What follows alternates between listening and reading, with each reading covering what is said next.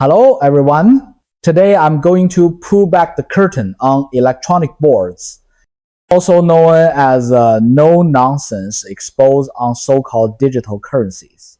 With this episode, I hope everyone, all of Lao Wang's viewers, can walk away with a clear picture of what these digital currencies really are. This morning, I grabbed a meal with a few friends. And to my surprise, aside from some battle-hardened Chinese entrepreneurs, most folks in China, including a lot of successful people, basically know nothing about blockchain or digital currencies. So I figured it's really worth doing a fundamentals level ABC explainer, so you truly understand from the root what they're actually up to.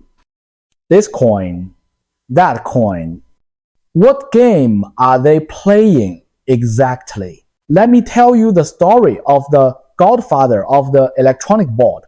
Let's rewind the tape to 2004. Back then, Yihei Finance was running out of steam because our whole Yihei Finance thing was basically we help you get listed. A matchmaking shop for IPOs.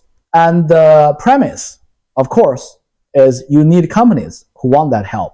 In 2000, we started the company. I left the Reform Commission to go into business. And by 2004, we had actually worked with over 100 companies. In our peak year, we handled 23 at the Shanghai Stock Exchange. One exchange, 23 deals. Number one, by volume. So why did things stall in 2004? First, competition was getting fierce. There's no rocket science here. It's mostly relationships. And once people figure that out, challengers spring up. Second, the market suspended IPOs that year because stocks had fallen to rock bottom, down to 400 points. Shang Folin had lawsuits on his mind, hunting for a lifesaver for the market. So for us, no work to do. I actually wrote about this stretch on my Sina blog called A Box of Gold, Past and Present. Roughly 15 years ago, I wrote how in 2004, at my office desk, the person sitting across from me was Zhang Weixing. Who's Zhang Weixing? He's one of those great minds buried in dusty archives. A genuinely remarkable guy, not far off from Xiao Jianhua in sheer ability.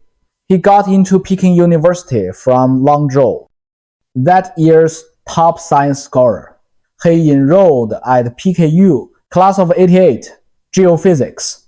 In 89, during June 4th, he was a sophomore, rushed to Tiananmen Square with a sense of mission and ended up a security squad lead for the student coalition. After the crackdown, things went bad for Zhang. They came after him later. His wife was Yang Mei, a star student in astrophysics, mentored by Fang Lisi. Those two inevitably got swept up and dragged down. So Zhang didn't get a Beijing hukou. Back then, university grads got job assignments, plus a shot at a Beijing household registration. Because of June 4th, Zhang Weixing didn't even get his PKU diploma. Basically, persecution, no diploma. But you can't just go back home, right? His household registration was kicked back to his birthplace, and nobody arranged a job. What then?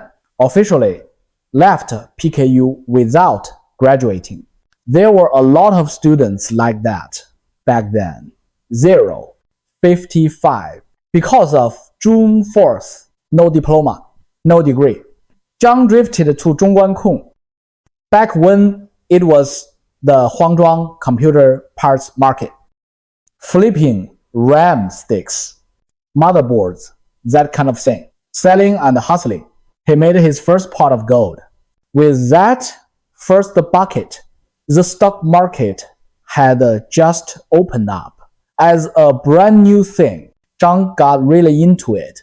With his IQ, he cracked the insider logic of the market fast. At a time when hardly anyone could even read a K-line, he wrote a book called 3 Lines in Bloom. He took the 1-2 million he'd made from electronics in Zhongguankong, poured it into stocks, and made a lot more. That was Zhang's early trajectory. Later, as Yinhe Finance took off, he joined and became a senior partner, one of the core leaders. We sat face-to-face studying split share reform, and at the same time, we explored new things. In my episode on unmasking Huang Guangyu, I talked about the carousel of industrial upgrading theory. That's when it first clicked. So we started guessing what's China's next big wave. China's economy was booming. So what's the next wind to catch? After Chinese families buy homes, then cars, pushing up global oil prices, and sending steel and coal back into an upcycle.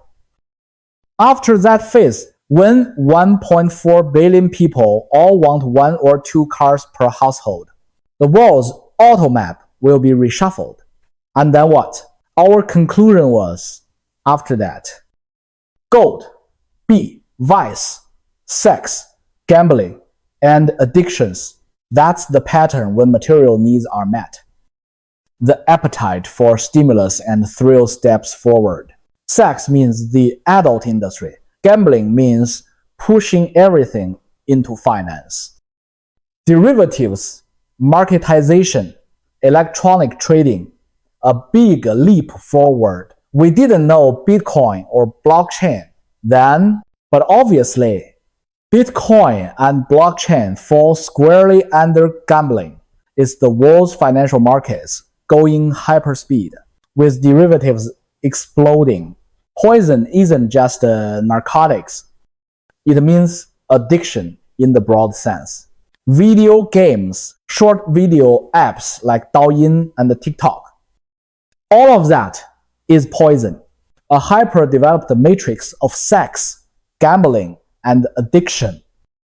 That was bound to be the next 20 years leap in China's financial scene. So we asked, what does China not have yet? Among those sex, gambling, poison, there are lanes we won't touch. Like drugs, no way, bad karma. Sex, we can't do that either. So that leaves gambling, the finance track. And that's our line of work. If we are doing financial innovation, what's the lever? Chinese buyers had already doubled world prices for steel, then oil, then aluminum, then cement. What hadn't moved yet? What hadn't budged? Gold in the 1980s. Gold was around 400 an ounce. By 2004, it was still roughly 400 an ounce, about 100 RMB a gram. In 2004, gold prices in China were still hovering at around 100 RMB a gram, and in 1980 gold was already like 80-90 RMB a gram. That can't stay flat forever. Why was it like that then? Because at the time, China's total gold reserves, the whole country only had 600 tons at 100 RMB a gram. A ton is 100 million RMB. By 2004, China wasn't small anymore, only 4 years out from the Olympics. Yet our national gold reserves were just 60 billion RMB. Can you picture that? What a top-heavy pyramid that is. A massive real economy, resting on what's supposed to be the ultimate monetary anchor, the base of total credit, gold reserves, and it's only 60 billion. I called it an upside-down pyramid back then, with the tip, the Eye of Horus, being those 600 tons of gold. So you see, that's the conclusion we reached back in 2004. And once we did, it was obvious. Gold would soar. And that was our next mission. We'd throw everything at it. Write articles, do TV interviews, blog online, promote gold investing, and get everyone to buy smart. This had to be a people's war, because that year averaged over 1.3 billion people. We had less than 1 gram of gold per person. India had 10 times that, and the world average was triple China's. So once Chinese people get money, if everyone just buys a gold bracelet or necklace, global gold supply gets tight. When the base commodity is short, the financial derivatives on top grow geometrically. That's the backdrop for a box of gold. Once we mapped the likely path for gold, we immediately noticed something. China didn't have investment-grade gold bars for retail. Investment bars were the first thing Zhang and I wanted to buy because we didn't want fancy carved bracelets and pendants. You'd have to melt them down before you can flee with ticket money, right? 0. 45. So what do you buy? High purity, internationally recognized small bars. First, purity has to be high enough to last 5,000 years. There's already an international standard, the reserve grade purity. 99.95% gold content, refining to 999, so-called 1,000 fine gold, is plenty. Second, the bar shouldn't have dragons and phoenixes carved on it, or colored inlays, or zodiac signs, or Buddhas. None of that. All that uses other metals. Silver, brass outlines, which mess with purity and add cost for no good reason. So it needs to be a simple bar. Pure, smooth gold. On it, only the refiner's mark, the purity, and the weight. Third, the weight must be standard, not 59.25 grams, not 33.04 grams. Don't make it like a random bracelet. It has to be integer weights. 5G, 10, 15, 20G, 100G, 150 EG, 1 TG. Those in metric. And you also need troy weights. 1 oz, half ounce, 2 oz, 5 oz, 10 oz. Why ounces? Because international gold is quoted in USD per ounce. A troy ounce is a bit over 30 grams. A tad heavier than our traditional liang, but 1 ounce bars. We didn't see any when we excitedly reached out to gold jewelry manufacturers. Like the company I later helped list, Dongguan Gold. We were at a CMB Beijing branch talking a big game, and we saw exactly what we wanted. CMB's gold cert investment mini bars, 1 ounce each, 59.95 grams mislabeled in speech, ticked every box we just listed. And they'd already made them plastic sealed, arranged in strips 0, 55, looking gorgeous, like a belt of cartridges. Each stick is an ounce. You want one? Snap? Here we go. You want 3, snap, take 3 rolls of them in sealed plastic. Our eyes nearly popped. Who designed this? Why did we think we'd invented rockets in 2004? Then look up and see a satellite already in orbit. We asked, and they said, these don't sell. Way too early for the market. It was Chengdu's Great Wall Refinery with a subsidiary called Gaode. Go ask them. So we flew to Chengdu to ask. Turns out the refinery wasn't really Great Wall per se. This Gaode was a JV founded by a Hong Kong investor housed under Great Wall Refinery's umbrella. Because before 2005, the State Council hadn't liberalized gold. Regular people couldn't freely trade gold. All gold business was directly run by the party state. So if foreign capital wanted to do gold, you had to park under a state-owned enterprise with a gold trading license. Chengdu's Great Wall Refinery was one of those. That Hong Kong boss put up money, wore the red hat, and anchored under Great Wall. Hence, Great Wall, Gaode, Gold Casting Co. Limited, we then flew to Hong Kong to meet the boss. His surname was Zhou. I forget the full name. 3 characters. If you're curious, you can probably still find it digging around. I believe Mr. Zhou has passed. Because when we found him in 2004, he was already 78. He was an old hand at the Hong Kong Gold and Silver Exchange, the kind of person who really understood gold investing. 0. 60.